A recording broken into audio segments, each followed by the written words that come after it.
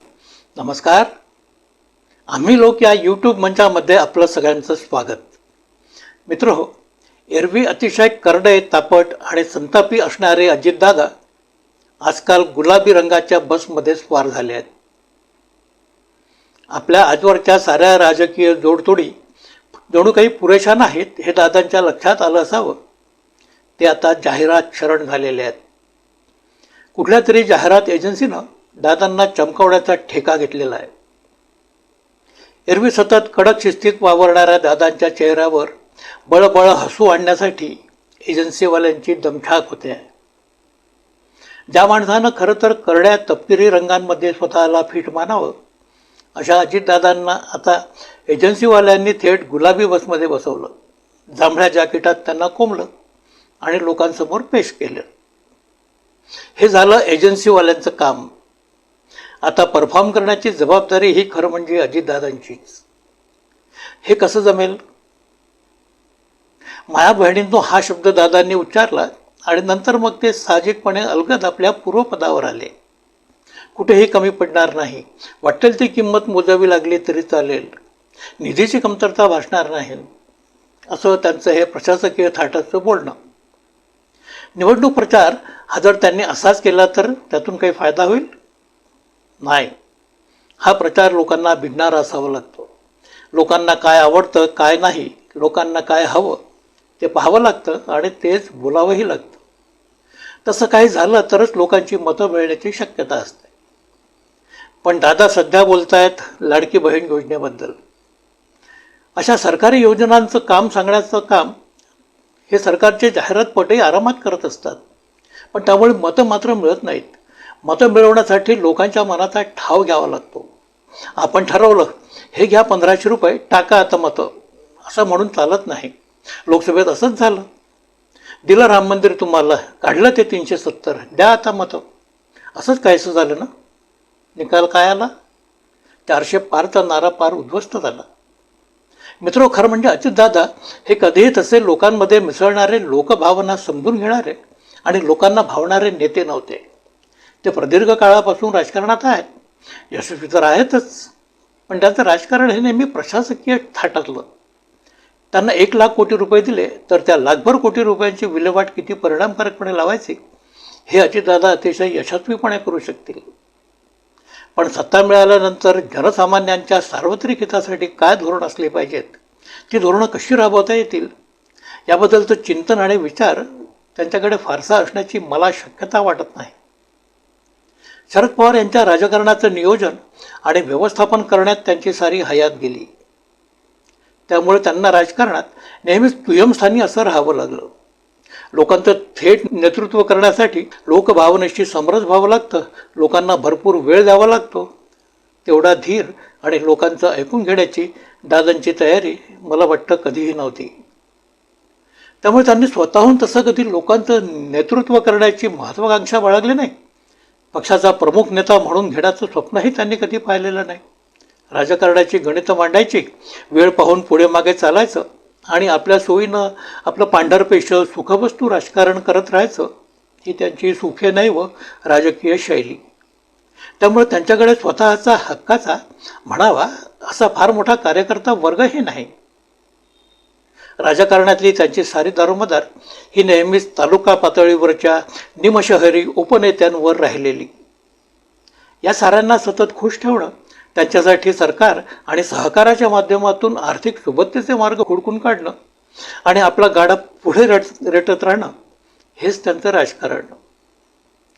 गरिबांचं, सर्वसामान्यांचं राजकारण ते करू शकणारे नाहीत. सामान्य माणूस तुम्हाला त्यांच्याकडे कधीही दिसणार देखील नाही. त्यांच्याकडे जी काही गर्दी असेल ती सुखवस्तू शुभ्रधारकांची. त्यांनी आजवर केलेलं राजकारण हे असं.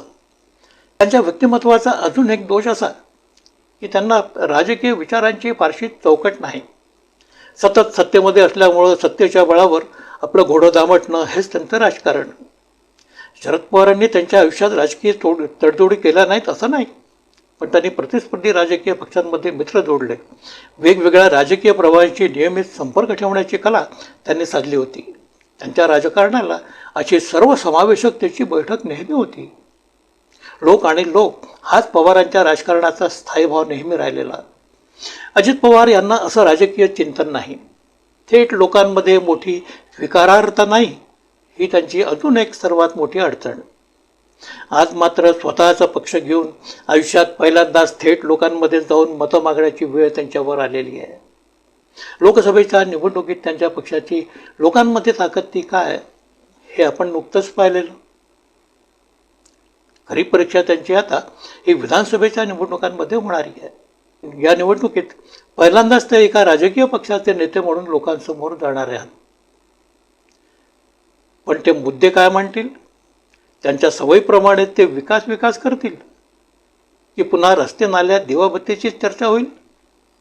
आजकालच्या काळात या बाबी विकास निदर्शक राहिलेल्या नाहीत, तर अत्यावश्यक सेवा झालेल्या आहेत. हा अजेंडा घेऊन पुढे येणाऱ्यांना मतं मिळतील असं नाही. आज तुमचा राजकीय विचार काय हा मुद्दा अतिशय महत्त्वाचा आहे. आपल्या राष्ट्रीय आणि प्रादेशिक स्तरावरल्या जीवन मरणाच्या समस्या आहेत. झपाट्याने वाढणारी शहरी ग्रामीण तफावत, सतत वाढणारी आर्थिक आणि औद्योगिक विषमता आणि धर्माचा राजकारणात होणारा अततायी वापर हे राजकारणाचे आजचे खरे आणि जमिनीवर दिसून येणारे प्रश्न आहेत. या मुद्द्यांबाबत अजितदादांना त्यांच्या पक्षाची भूमिका काय ते निश्चितपणे स्पष्ट करावं लागेल. दादा वारंवार जे विकासाचं पालुपद लावतात ते आता बोथट झालेलं एक शस्त्र आहे. विकास हा केवळ विकास नाही, तर सारा कमिशनबाजीचा व्यवहार आहे हे कोणाला कळत नाही. पुढे येणाऱ्या विधानसभा निवडणुकांमध्ये हे सारे मुद्दे उपस्थित असणार आहेत. पण एवढ्यावर भागणार नाही. या साऱ्या मुद्द्यांवर वरचढ ठरणारा एक मुद्दा अजून आहे, तो आहे राजकीय नैतिकतेचा. केवळ आणि केवळ आर्थिक हितसंबंधांचा विचार करणाऱ्या या जगात नैतिकतेला विचारतो कोण असं म्हटलं जाऊ शकतं. राजकीय तडजोडी करणं, त्यासाठी वाटेल त्या कोलांटउड्या मारणं हे सारं राजकारणात प्रत्यक्ष वागणाऱ्या लोकांना वावगं वाटत नसेल, पण सर्वसामान्य लोकांना मात्र अजूनही या काळात राजकीय नैतिकतेचं आजही तेवढंच आकर्षण आहे.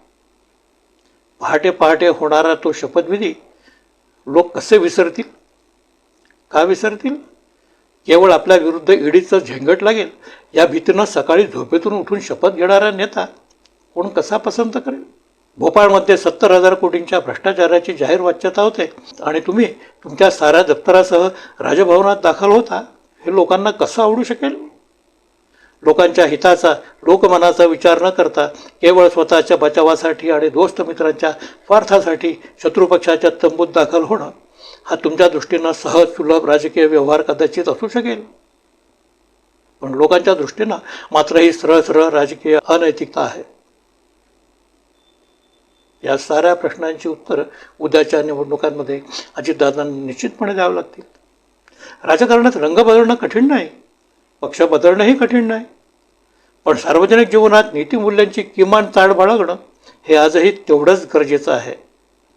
तुमचे ते ठोकपीट विकासाचे मुद्दे आणि लाडक्या बहिणींसाठी आलेलं 1,500 रुपयांचा आमिष, या चॉकलेटांच्या बळावर लोक आपलं भवितव्य तुमच्या हाती सोपवतील असं तुम्हाला वाटत असेल, पण वस्तुस्थितीत असे नाही.